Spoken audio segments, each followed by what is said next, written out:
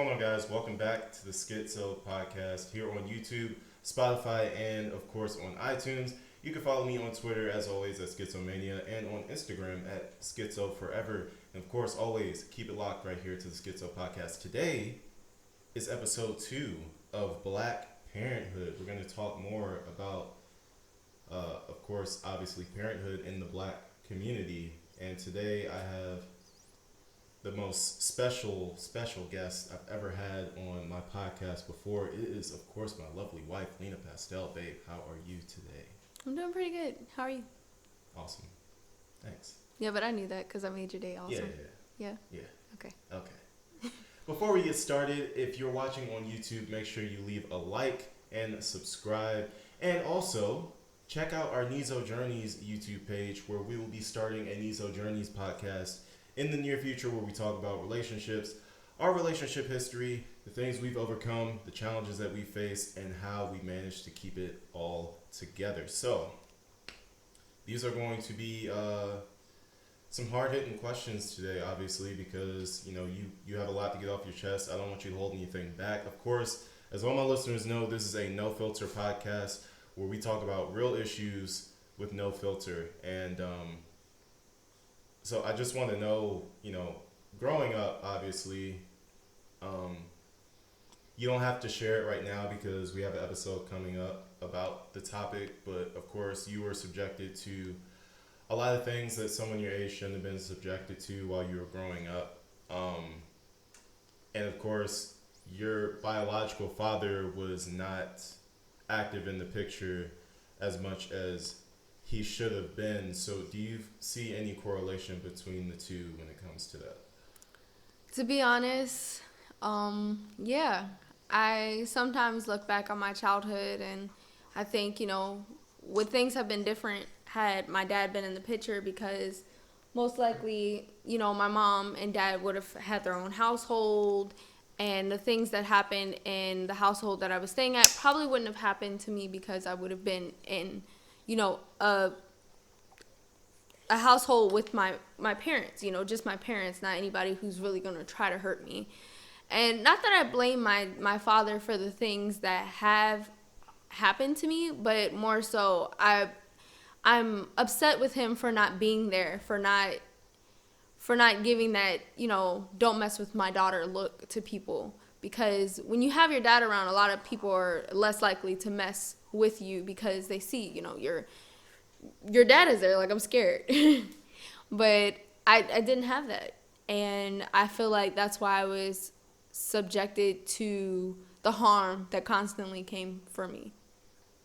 Well, besides that stuff, do you think there's anything that, obviously, your stepfather came into the picture eventually, but in the years prior to that, of course, also you had your grandfather, but there's something different about having, like, your father actually in your household. And of course, on the last Black Parenthood podcast, I spoke on this, and I spoke on the fact that there's this narrative that most Black fathers aren't in their children's lives, which is completely false. But I also acknowledge that in some cases there aren't, and this is one of those cases where there wasn't a Black father figure in her life for a few years, and there were consequences to that. If you could ask your dad anything, as it relates to him, like, not being there, what would that question to him be? I honestly don't know, but I guess it would be along the lines of, I know that you had stuff that you were trying to fix and deal with, but don't you think it would have been worth it to try to make it work with us being there? I feel like if me and my mom were there, whatever he was going through, not that I wanted my mom and him to be together, because, some relationships are just not meant to work out. But, he could have asked my mom for help or my family for help for whatever he needed. And I just want to, I guess, know, why didn't you think it was worth it to be around more? And we have our son right here, by the way, if you hear any grunts and you see me moving and stuff.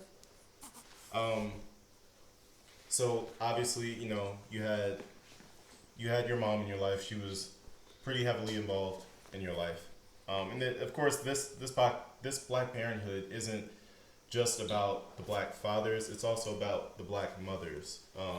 Yeah. And your mom was definitely there. She played a big role in your life. No parent is perfect, so of course, like mistakes were made. I could say the same thing on my side, but overall, what do you think is the best thing that, as a black mother, that your mother taught you, specifically as a black mother? My mom taught me, and I guess this is how my life ended up panning out, but she taught me not to count or wait on any man, basically. Like, there were a lot of times where my dad said that, he would show up and stuff. I'd wear my best outfit. I'd wear my favorite hairstyle, and, I'd sit there and wait 10 hours, 12 hours, a whole day for him, and he wouldn't show up, and my mom would always be like, even when he said he would show up, she'd be like, hey, you want to make some other plans just in case he doesn't fall through? She made sure I wasn't always dependent on when he was available, but like taught me to be like, hey, I have plans today. Because there were some times where I did have plans, and I would throw those plans away just to spend 5 minutes with my dad. And him not showing up really broke my heart a lot. And thank God I had my stepfather in the picture too, because there were days where my dad didn't show up, and my stepfather would be like, hey, you want to go get some Jamaican food or something? And that meant the world to me to learn in that moment that I do have a father figure. Let's talk a little bit about your stepdad, Andrew Jackson, of course, Driz, as we like to call him. I can tell you're getting emotional just thinking about him and everything that he's meant to you, because obviously, when your grandfather passed away, having Driz around, it really meant so much when you look back on it, because baby. When you look back on it, when Genna passed, you could have lost. Genna is my grandfather, by the way. Yeah, you could have lost basically every male figure that you really looked up to in your life at that moment. But Driz was still. He came at the right time. Yeah. So talk to us a little bit about what Driz means to you as not only a father figure, but somebody who changed how you saw men, black fathers and black men. Yeah. So, Driz, my stepfather, and my gifted father. I look at him as the father I was meant to have, almost because he played that role, and he did a great job with it. He was a great man to my mom, and that was a good thing to see, because my mom didn't always have the best of boyfriends. We're not going to get into that because that's not really anybody's business, but when she had him, I was kind of at the point where I was like, I'm just over it. Like, I don't want to try to look at any man like my dad, because, I don't know. It was like other men other than my grandfather, I was just like, they're trash. Because there were men who were hurting me. There were even boys who were hurting me at that time. And I was just like, men are abusive, men are disgusting, men are just this and that. And I was only 9. So, that development in my mind was kind of stuck with me. And Driz came at the right time to help me see that men are not all disgusting. Men are not going to try to all take advantage of you, whether it be sexually or mentally, because I feel like my dad was taking advantage of me mentally by saying, hey, I'm going to show up, and not showing up. And being sexually molested, I was scared and raped. I was scared to let a man into my life and trust them. And it was kind of at the point where I want my dad to be in the picture, or I don't want a man to be in the picture at all. And when he came in, he fought for a positive relationship with me. It was like, hey, I'm not trying to be your dad. I'm trying to be your mom's husband. That's it. But I'm going to raise you like you were my own. You don't have to call me dad. You don't have to look at me like a dad. But I'm going to give you all that I can as if you are my own daughter. And that changed my whole perspective because I saw how well he treated my mom. I was like, wow, so all men aren't trash. And then I saw how well he respected me even as a 9-year-old. Like, getting respect from an adult means so much because it's like, hey, they deserve my respect too. And constantly, you know, adults were disrespecting me. I know that sounds weird to a lot of people, but they were disrespecting me, taking advantage of me. And he never did that. He was someone I could talk to.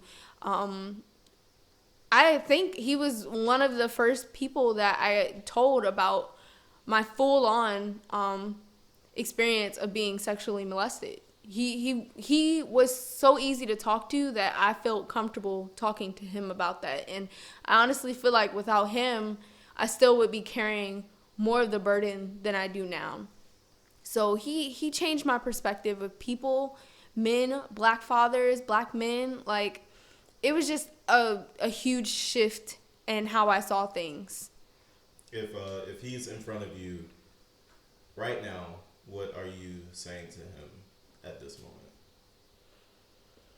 I don't even know where to start, but the biggest thing I want to say is thank you for being there. Thank you for being available. Like, I know I can call him for anything. I know when there were sticky situations, I felt really comfortable calling on him. And, you know, there's some things that a mom can handle very well, and there's some things that a dad can. And I feel like, you know, he made sure that he could be the dad that I needed. And I want to say thank you. And for those fathers that are awaiting children and maybe having second thoughts about whether or not they want to be involved in their lives, what do you say to them? Dads who are having second thoughts about being in their child's life? Yeah. I'd say, you know, maybe you need to get your stuff together, but why don't you give it... Podcast. Maybe you need to get your shit together, but you need to figure out that shit with your family, like with your child. Your child needs to see that you're there. And if you're not going to be there, don't fake like you are. Don't say I'm going to come pick you up and never show up for years. I think that's unacceptable. And don't ask to come to my freaking graduation and you weren't there for the moments where I was failing school. You weren't there when I was skipping school because I was scared of being molested. Like, don't come at the good times. Be there for the bad times. Be there for the rough times. Yeah. Like, be a ride or die. Don't show up just when the rewards come. Don't call me just because you see that things are good. Because I need you when things are falling apart. And what is your experiences with not only your biological father, with Driz, with your mom, with Genna? What has that taught you now? Because now, of course, we have our own child. We have baby Zane. He's going to be a month on Friday. And we now have a responsibility to not only take care of him to the best of our ability, but to raise him to take care of his children, take care of our grandchildren, and keep teaching after generations. How has your experiences, with each individual parent and, of course, Genna, how's that taught you things in preparation for Zane? Well, I think a lot of people don't... How do I say this? So with my dad, for example, I feel like the conversation should have been had with his family. Like, hey, you need to step up and be a father. I feel like there's a lot of people who are like, oh, I don't want things to be awkward. Oh, that's none of my business. It is your business. Because I'm your family, too. And I feel like with those people, and, I don't know if they ever had that conversation with him, but it should have been like you really need to be present in your daughter's life because you didn't have your dad in your life. So why would you think that she would want to suffer with not having her dad? Like, I would have loved to have been a daddy's little girl. I didn't get that opportunity. I didn't really get the opportunity to sit on my dad's lap and cry about, how crappy my day of school went. And I feel like it made it so much harder for my mom because she had to be available 24/7. Every single problem she had to be there for, and she didn't know what she was doing. She did her best, but she didn't know what she was doing. And it's good to have, people from different lifestyles so they can teach you different things and stuff. But like with her having to be and I don't want to say the mom and the dad, but more like a super mom, it had to have been exhausting for her. From every single problem that I had to go to her. And I'm not going to lie, there were moments where I was like, I don't feel like bringing up another problem. Bless you. But I feel like with two parents, it's like, hey, I can go to dad for this. I can go to mom for this. But I didn't have that option. I had to go to my mom for everything. And, she had her own life too. So of course she wants to go out and stuff. And when she was out, like who was I supposed to talk to? It would have been nice to have my dad there. Right. It would have been nice for my mom to be able to go on a girls' night out and, not have to ask my aunt to babysit, but have to say, hey, I'm going to leave her with you. Or not even have to say that because she'd just be like, hey, babe, I'm going out. Like, or, hey, baby daddy, I'm going out. Like, but I don't know. I got to see different men. I got to see my grandfather, who played an active role as a great husband, and a great dad, a great grandfather. Like he was just amazing. And then I got to see a dad who didn't give birth, or not didn't give birth, but wasn't a part of the birthing. Yeah, not my biological father, but he stepped up to the role, and that's a beautiful thing. Man. Like I almost feel like he chose me and my mom. Yeah. And it's a beautiful thing because it's not like he's stuck. He chose us, and it feels like a reward. In a way, that feels like even better. Because I don't know, because I've never had my real dad. I can understand that. I mean, I would love to know the history of my real dad. It's not like I can't text him or something, but I hate that I have to text him. Like, I wish he would reach out to me more, to be honest, and I honestly wish he would say sorry. But I don't think I'm going to get that. So, when you look at the different father figures in your life, and now, of course, me being in that position, and you've blessed me tremendously with this little guy right here, and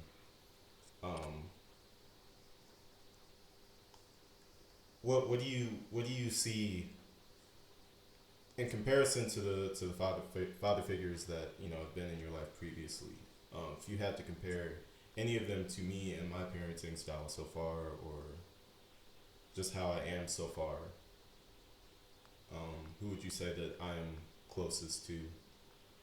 I don't have a lot of good examples. And you're definitely a great father, a great husband. But I guess it would be a mesh of my, Driz and my grandfather. Like, it would be a mixture. You got people like Q. And I have Uncle Cardian. Yeah. There's quite a few men in my life that, they step up and they play the roles. And I mean, I feel like you'd be a good mixture of the men that did step up to the plate. Like, even my uncle, he knew that my dad wasn't there. So anytime, my aunt would know that something was wrong or I went through something, my uncle would reach out and he'd be like, I love you. If you ever need to talk to me, baby girl, I got you. And that, right? Yeah, it's like he's another father to me. So in a way, I gained quite a few great father figures in my life. My grandfather, my Uncle Cardian, Driz, those are great black men who play their roles. And of course we don't want to forget Q. Yeah, Q is my godfather, and he played a great role too. Like, I feel like I could go to him if I needed something, and I'm grateful, for the way that things played out. I feel like they're meant to be this way. I think, especially now having like my son in front of me, and then just, I guess, hearing everything that like you went through and thinking of how it could have been prevented. Some of it obviously could have been prevented if your father was more prominent. Um, I guess it puts things into perspective for me as well, because of course I'm here, but I think there's a difference between being there and being active. Oh, yes, that's a And big thing.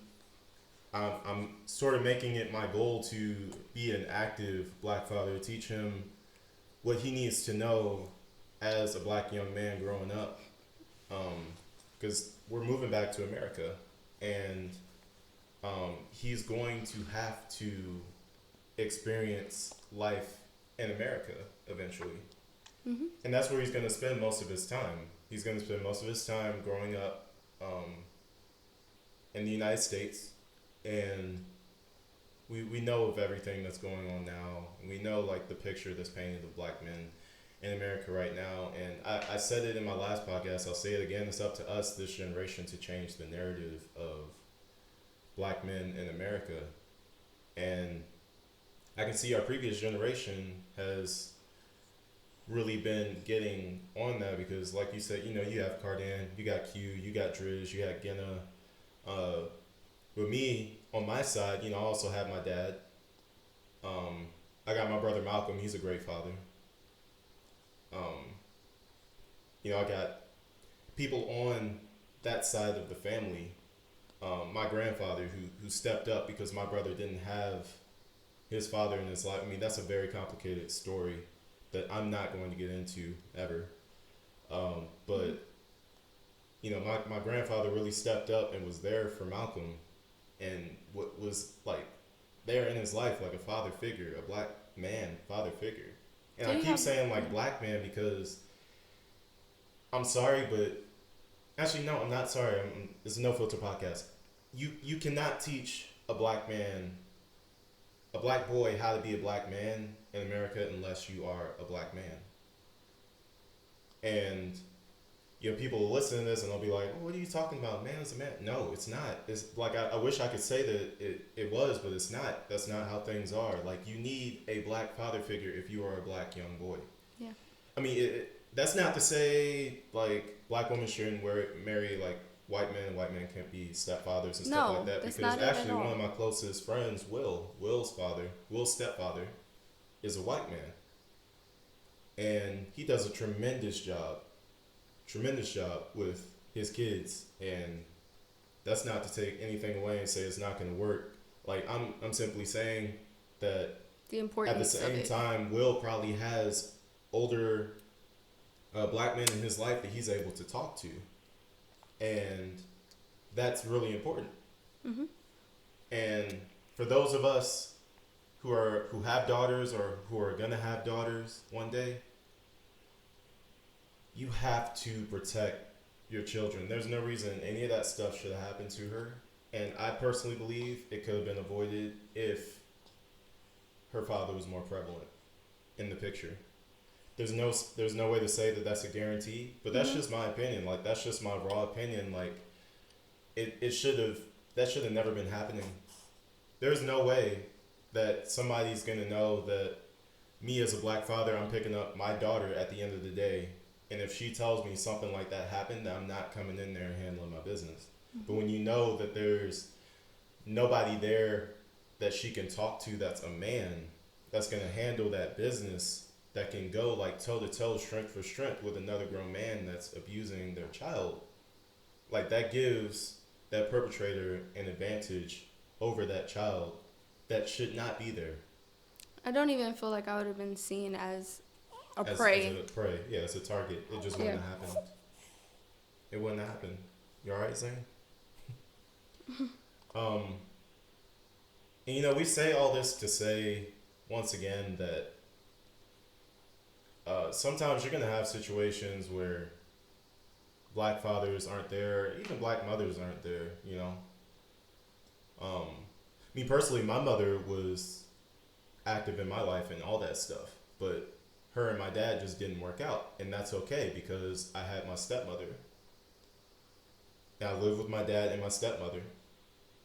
And whenever my mom wasn't able to be there for me at the time because, she's taking care of my little brother and little sister by herself. I had my stepmother, I had Marita there to fill that void for me. I never felt like I didn't have a complete home. I never felt like I was missing any instruction because somebody stepped up for me. And in that same light, I think in this episode, I really want to give praise to those men who step up. And this is of all colors. Those men who step up and really fill that void for children. Because when you deal with a woman that has a child or a man that has a child previously, when you decide to deal with them or marry them, you're marrying into that family. You're taking on that child as well, and that is understood before the I do's are said. Yeah. And for you to take that responsibility and like really just own it, that is a really big deal to me personally as somebody who's had that done for me. And of course her, somebody that's had that done for her. Like people like Driz, people like Marita, like shout out to you guys because you took us in as your, like, as if we were your own. Yeah. And that's I don't know, that's just amazing knowing that you chose not only our parent, but you chose us too. Yeah, you literally saw us. You had the option to say yes or no. Do I want to deal with this child or not? And you chose yes. That is a humongous deal to the both of us. And to Marita, to Driz, to everybody who's done something like that, I think we want to give like a heartfelt thank you for that. Seriously. Because that is... Because you didn't have to. Yeah, you didn't have to at all. I think we had our little going away party. Suzanne, you just a star of the show today. We had our little going away party. You remember that? Yeah. And it was before we were leaving for Italy, and I just every family member that I had there, I had them stand up so I could say something to them because I never really had a chance to say any of that stuff before I moved away. And when it got to Marita, like I just couldn't really contain my emotions because everything that she's done for me has meant so much to me, and it bothers me that I don't think I'll ever be able to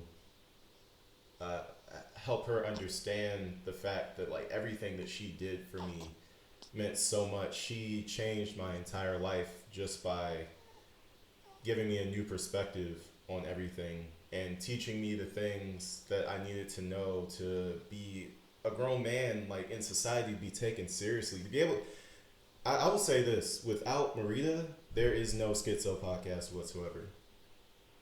Because I don't think I would have been as self-confident. I don't think I would have been as driven, as motivated. She's one that pushed me to join the military, to get out of the house, and because of her doing that, I got out of my comfort zone. I talked about that yesterday. Like, I got out of my comfort zone. I moved out of my hometown. And without her, there is no Schixo. Like, I'm not even the same person that I am today if she doesn't step up and come into my life. Like, if one day I end up changing the world, this whole, like, timeline can be moved back to her deciding that she wanted to take me on as part of marrying my dad. That's such a big deal. That is a humongous deal. And for people that really do that and they come in and they really feed like positivity into that child's life, that doesn't mean that the parent isn't there, because like I said, in my situation, my mom was there. My parents just weren't together. Yeah. Whereas your dad wasn't there. It could be either situation, but the fact of the matter is that like they stepped up and they did something that they did not have to do. That's such a big deal. And it's appreciated. It really is. It's another beautiful thing when you see like whether your parent is with the step parent or not, like when you see them working things out, like they show you what a healthy relationship looks like. So not only is Black Parenthood, just stepping up, I guess, but like seeing your parents together is how do I say this? Seeing like your step parent and your your parent together and working things out. It and, gives you the image of what a healthy household is supposed to be. And I feel like without Driz and my mom being together, I could be toxic, like, in a relationship. I could be pretty freaking toxic. Like, they've taught me to accept my toxic traits and do something about it. Like, don't just let them linger. And Driz has taught me that so much. Like, he'll let me know to acknowledge what I'm doing wrong. And I feel like that's a big part of parenthood, because you need to know that you can do stuff wrong too. Like, just because you think somebody else is doing something wrong doesn't mean that you're not in the wrong as well. And there's not stuff that you need to fix. And I think that is something huge that they taught me. And I think we'll close with this. For those of you fathers who aren't stepping up, you know you have kids. How can you look at something like this? Something this cute, something this full of life, and just decide you don't want to be a part of it? Like, how can you decide you don't want to be around this 24/7, 365? Literally a bundle of joy. This is life in its purest form. Happiness in a person. Sinless, motivating.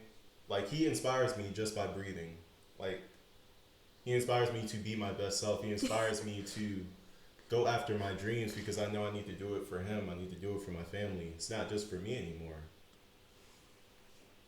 Like, this is one of life's biggest motivators right here. Having your own.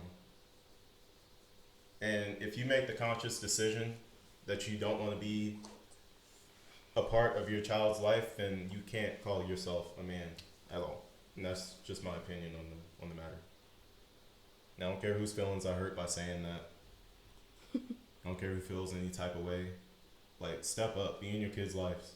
And for those of you who step up into other kids' lives, and of course those of you who step up into your own child's life, we just want to say thank you, because of course I had my dad in my life, and that is a huge thing. Of course, you didn't have your biological father, but you had Driz, and I had my mom. Yeah, and all three of them doing exactly what they did shaped her into who she is today, in good ways and in bad ways. And I just think it's important that parents really step up. Even if it wasn't supposed to happen, even if it was a surprise, step up. Because that child is going to live the rest of their life thinking that you hate them, thinking that there's something wrong with them. And there's not. So that's all we have for today. Of course, make sure you leave a like, leave a comment down below also. This has been the Schixo podcast here on YouTube, Spotify, and iTunes, featuring my wife Lina Pastel and my baby Zane Ramirez. I hope somebody takes something from this. Yeah. And I'll see you guys tomorrow. Yeah. Peace.